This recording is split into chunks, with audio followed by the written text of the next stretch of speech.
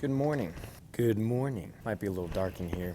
The focus today is a little bit of plyometric work. We're gonna do a wall warm-up, of course hit the sled. Now, when I say there's always something to focus on, there's always something to focus on. And as of right now, it's my knee. So the issue that I've been running into is I have a really hard time bending my leg without excruciating pain from here all the way up here. Just simply bending it, it feels like it gets locked up and tight.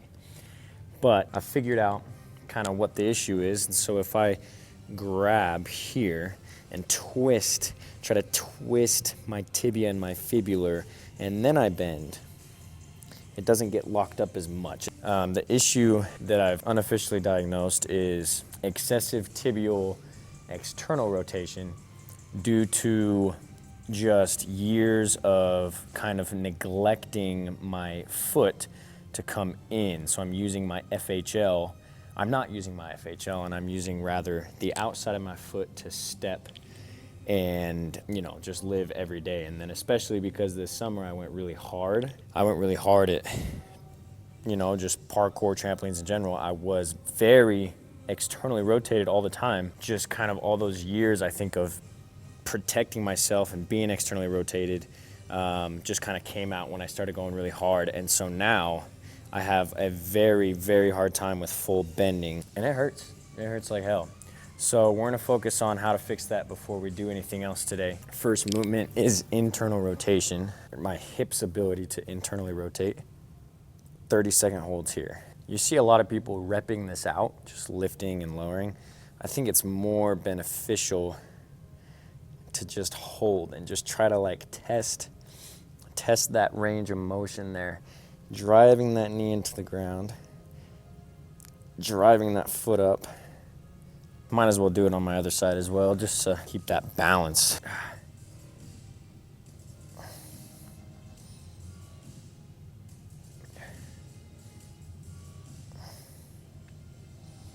Yeah, it definitely feels pinchier on this side, like lifting that up and focusing on some internal rotation, like it pinches right here. I don't think I have good internal rotation on this hip. Now, this leg has just not had it easy. I've had 2 knee surgeries on this leg, and I've sprained this ankle. Forget about all the broken toes. Sprained that ankle, I don't know how many times, but I always sprain it at the top. I always mess up the top of the ankle. So my dorsiflexion is shot.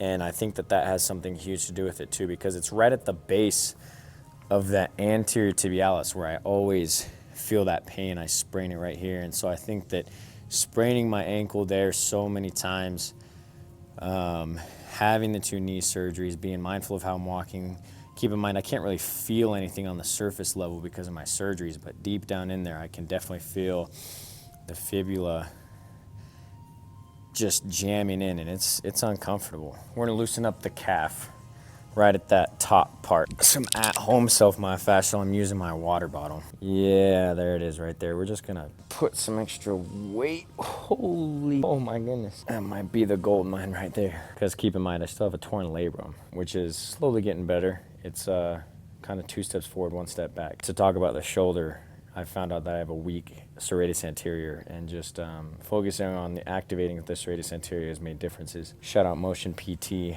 Jason at Motion PT, he's been helping me out a lot. That's probably the best flavor that they have. Orange. Hey, I'm a simple man. I like orange. Forgot to mention, new gym. Come see me if you want to be trained. Athletic Performance Lab. That is where we are at right now. Next up is forcing some internal rotation. Little teeny things like walking every day for a certain amount of time in a certain amount of way can really jack up your shit.